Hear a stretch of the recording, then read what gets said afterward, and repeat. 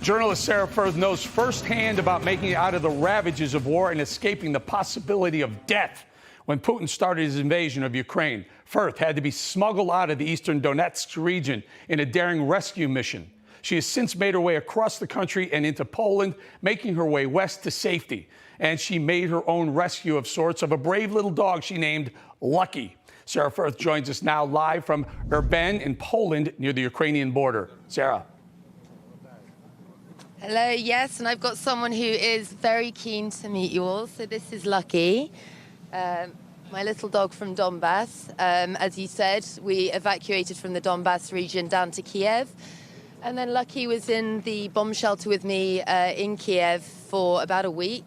The amazing Ukrainian staff that were working there to keep us all really safe and protected during a time when I was trying to report and no one really knew what exactly was going on. It was a very scary, very tense situation. And there was actually a local vet in Kiev that stayed open the entire way, and they're still open now, working to look after animals. They took Lucky in and gave him some treatment. He was shot and blinded.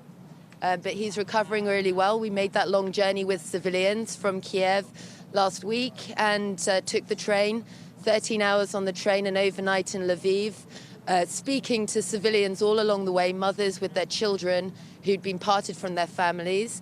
And here in Poland, we've been witnessing just the incredible outpouring of solidarity and support from Ukraine's Polish neighbors to try and just meet the needs of the huge numbers of Ukrainians that are having to make that very difficult journey, run for their lives, cross the border because of Russia's invasion. Sara, you know, I'm looking at that dog, Lucky. I mean, it's amazing. What a beautiful, beautiful dog. I'm officially the godfather of that dog, if you don't mind. I'm going to name myself that. It's a beautiful dog.